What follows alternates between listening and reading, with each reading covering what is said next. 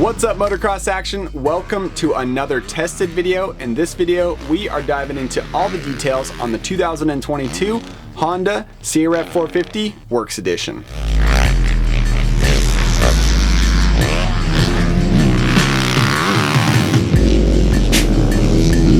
Honda first started producing their CRF450 Works Edition models back in 2019 as a response to KTM and their factory edition models that they introduced way back in 2012.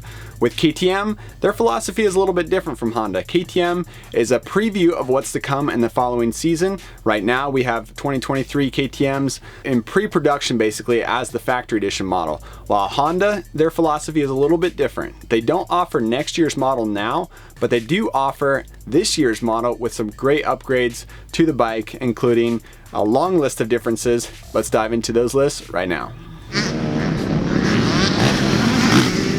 So diving into the list of differences between the stock Honda 450 and the Works Edition, first we'll talk about the engine. On the exterior, this one has a Hinson clutch cover, and it also has a red cylinder head cover that looks pretty factory and pretty exotic as well. Inside of the cylinder, the intake and exhaust ports have been touched up just a little bit. We dove into this bike last year and to look at it, and it hasn't changed at all for 2022.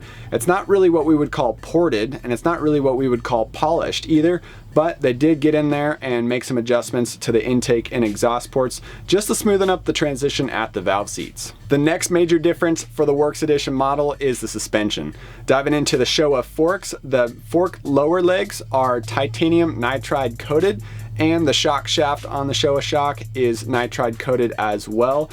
But the big thing for the shock is that it went from a standard 16mm shock shaft diameter up to an 18mm diameter on the shock. So that isn't new, but what is new on the suspension is that it got their own personal suspension settings for this model. So it's no longer the exact same as the stock model as we've seen in years prior. Also updated inside of the engine is the clutch. So the inner hub, pressure plate, springs, steels, and fibers are all stock, but the clutch basket is actually a Hinson clutch basket. As for the ECU and exhaust, this bike has custom map settings tailored for the Works Edition aftermarket upgrades, and it comes with a Yoshimura RS-12 exhaust system.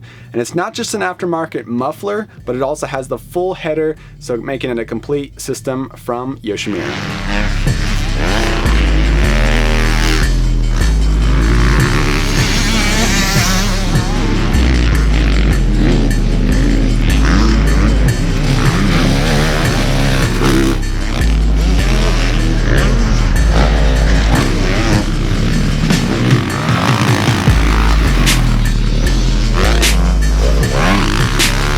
Next up, this bike also comes with Renthal's ultra durable Kevlar grips. It's got the DID Dirt Star LTX rims that are a little bit stronger, and they're laced up with MX33 tires.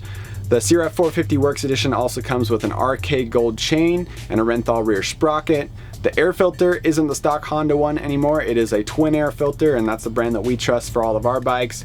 It also comes with a throttle jockey HRC factory team Honda inspired graphics, and the throttle jockey super ribbed seat cover as well to get you a little bit extra grip. The triple clamps look different. They're black instead of standard forged aluminum, but they're actually still the stock aluminum triple clamps that come on Honda 450s. They're just anodized black. And then the biggest difference between this bike and the stock bike is the $2,800 bump in price. All right, so let's dive into the fun stuff. How does the CRF450 Works Edition run on the track?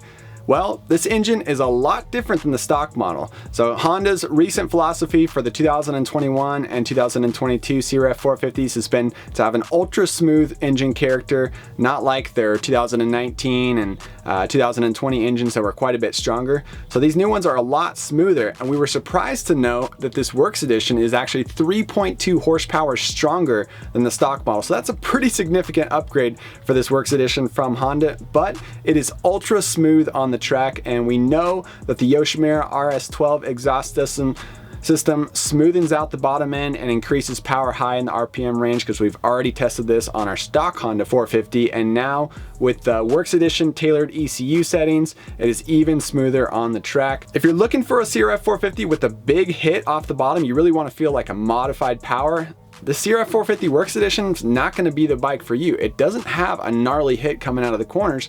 It's super smooth and super mellow, not something that we would expect to be 60 horsepower, but with that ultra smooth bottom end and mid-range, it has a lot of over rev and like I said, peaks at 60 horsepower. So our serious test riders definitely know that smooth is fast.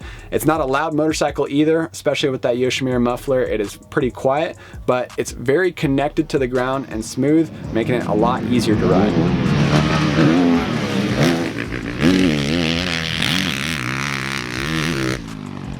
So comparing the engine character on the dyno, the Works Edition is slightly stronger than the stock CRF450 off the crack of the throttle, and then it's considerably stronger at 7,000 RPM when the stock engine kind of hiccups on the dyno. Then the stock CRF450 for 2022, it climbs up to 56.8 horsepower on MXA's dyno at 9,100 RPM. That's where it peaks at. Where the Works Edition 450 goes an extra 500 RPM, it peaks at 9,600 RPM at 60 horsepower. As for the foot-pounds of torque, the Works Edition peaks at 37, while the stock bike peaks at 36. So a couple of the MXA test riders were asking questions about the Hinson clutch basket, wondering if that actually makes the power any smoother or if it doesn't have an effect on it. Some of us thought that it did. Talking to Hinson, this clutch basket is exactly what they sell in their aftermarket. The only difference is that their aftermarket one has the primary gear, the Works Edition one has the primary gear riveted on, while the standard basket that Hinson sells that you can buy online or through Hinson Racing dealers, those come with screws for the end customer to install the primary gear onto the back of the clutch basket themselves. So as for the weight, the power character, this basket is as close to the same weight as the OEM basket as possible, which means that it doesn't affect horsepower and it actually doesn't affect torque, but it does produce some significant upgrades for the clutch. Obviously, it would be better if it was used with the Hinson clutch inner hub and the Hinson pressure plate, but the basket is still a significant improvement, increasing durability and just making for a smoother, more positive clutch feel on the track. So we personally didn't have any issues with this clutch on the CRF450 Works Edition, and like I mentioned, the power was ultra smooth on that bike, but we attribute it to the Yoshimura muffler and exhaust system, to the ECU settings, and to the cylinder head updates that they made to the intake and exhaust ports. Next up, we'll dive into the suspension settings on the CRF450 Works Edition. We were very happy to see that Honda had some new suspension settings that were tailored specifically for the Works Edition model.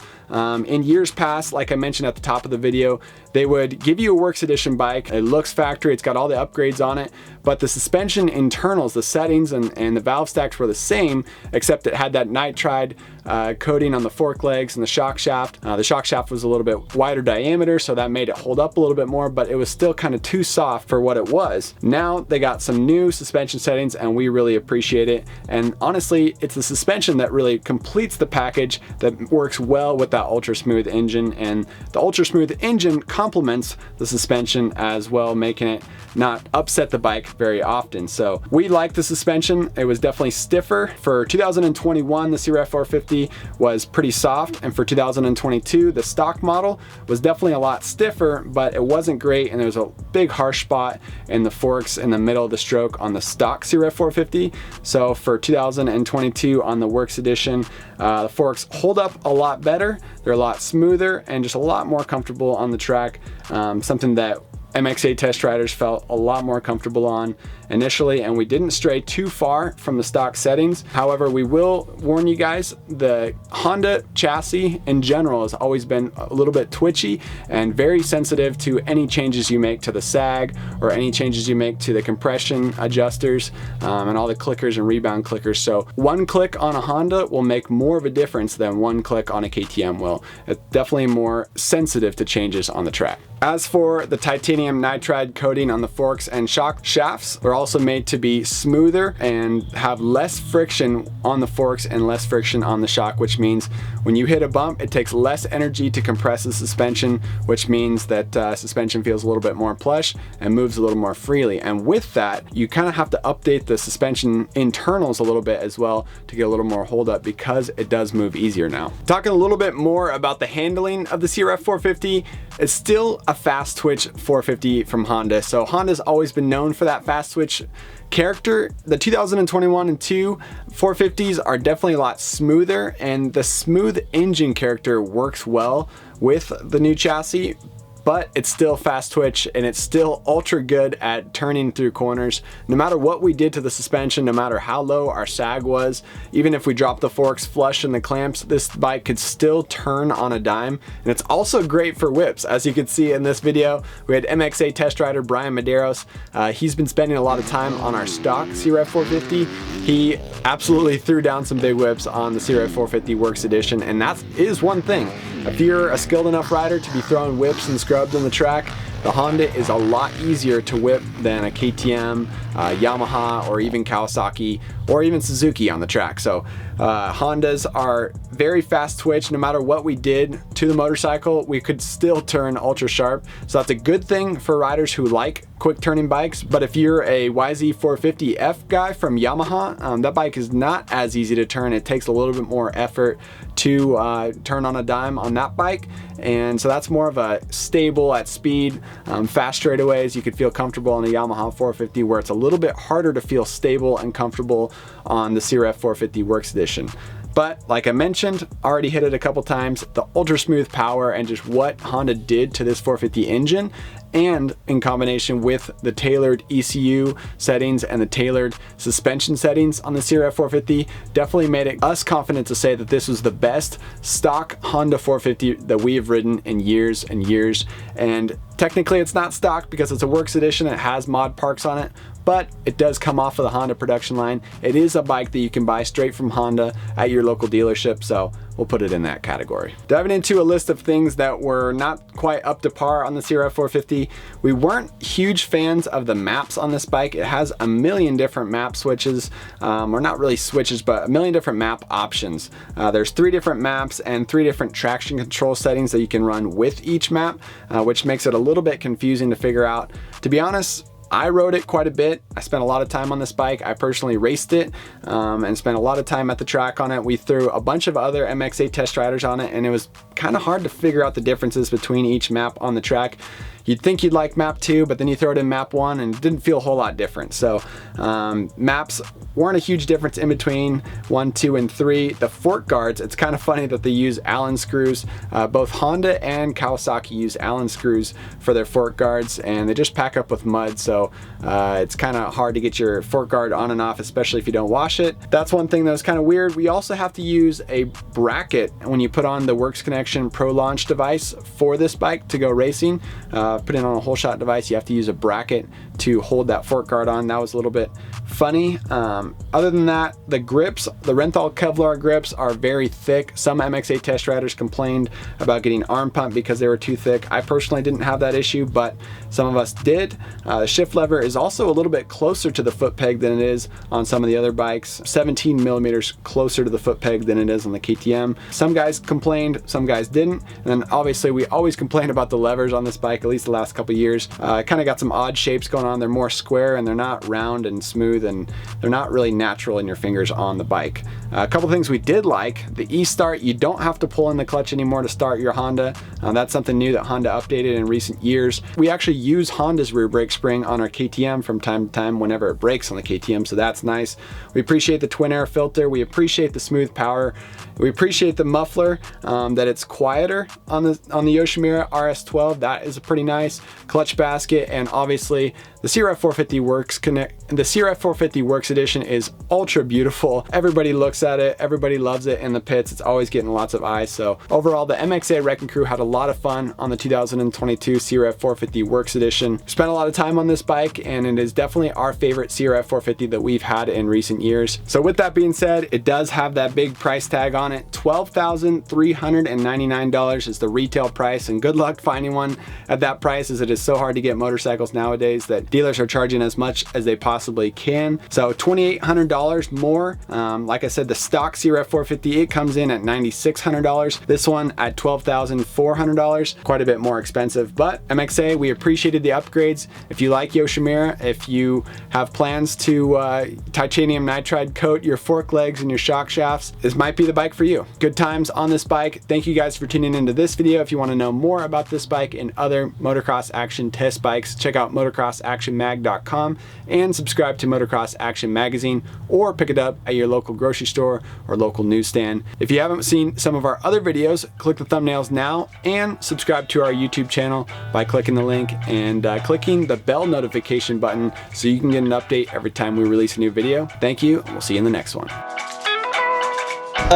We are here at Lake Elsinore. It's about to snow. I'm freezing. I have 3 pairs of pants on to make these look nice. A t-shirt, a jersey, and then this jersey because I forgot my chest protector.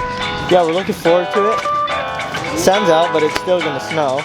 Right now we are just adjusting levers to fit my miniature hands.